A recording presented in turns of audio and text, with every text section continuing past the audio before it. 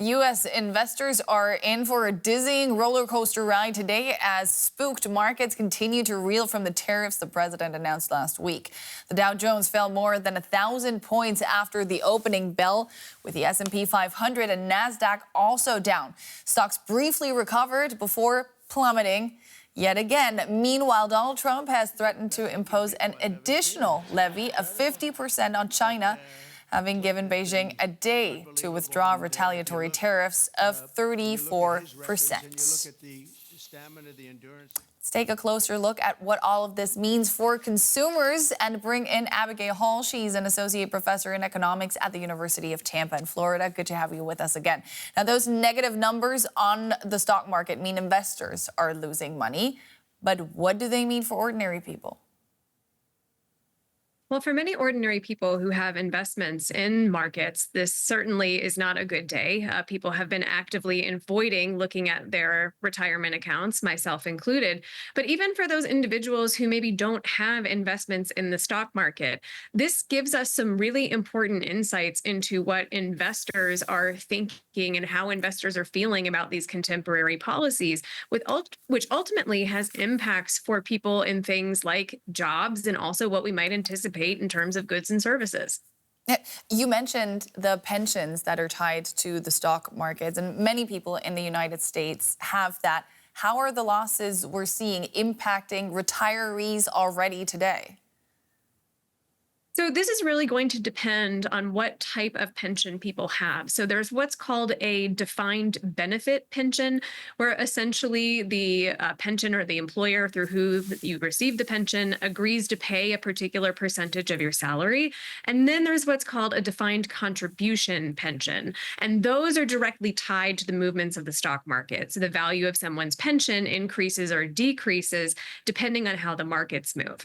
Now, depending on where people are with respect to their retirement or as they're approaching retirement, hopefully people who are in that position have already started to move their assets away from more active or long-term investments and toward these more shorter-term investments, which tend to be less risky or less susceptible to movements in the market.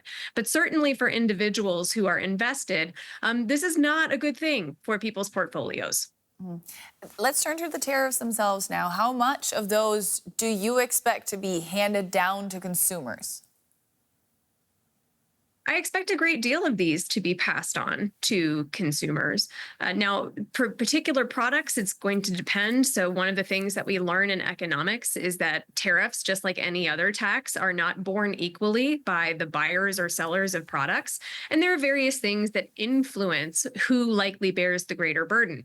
But we shouldn't be under any illusion that consumers are not going to be experiencing significant pain as a result of these tariffs, particularly if you are someone who enjoys purchasing foreign goods, so foreign cars or foreign produce, then you can anticipate that you're going to feel the effects of these tariffs potentially in a significant way. We already talked about the pensioners, but are other demographics or, specific regions in the U.S. going to be more affected than others, perhaps? This is a wonderful question and something that people often don't recognize about tariffs. Free trade is beneficial for everyone, whether you're rich or poor.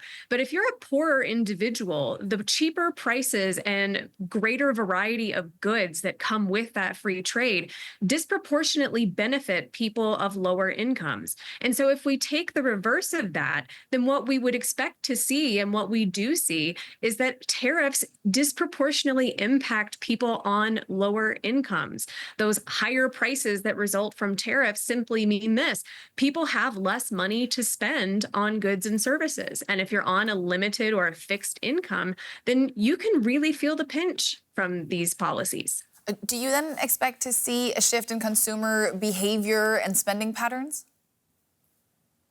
I think we absolutely will see a shift in consumer behavior. We've already seen that consumer confidence has absolutely plummeted over the last several weeks. What we refer to as kind of the fear index for the stock market has also spiked, indicating that people are particularly nervous.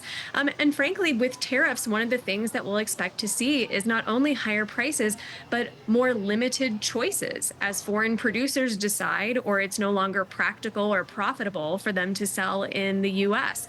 And so some of that change is going to be by necessity. And then other changes are going to be based on the fact that people are going to have to reallocate their budgets.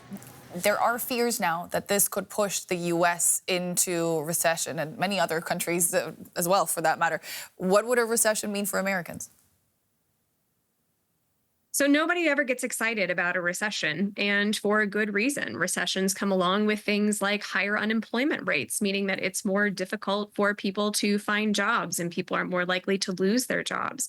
And you combine this with what is going on in terms of these tariff policies, which are going to raise the prices of goods and services for everyday Americans. You're looking at a potentially really terrible combination for consumers, not only in the United States, but also globally. That's Abigail Hall from the University of Tampa in Florida. Thank you so much, Abigail. Always great to speak to you. Thank you.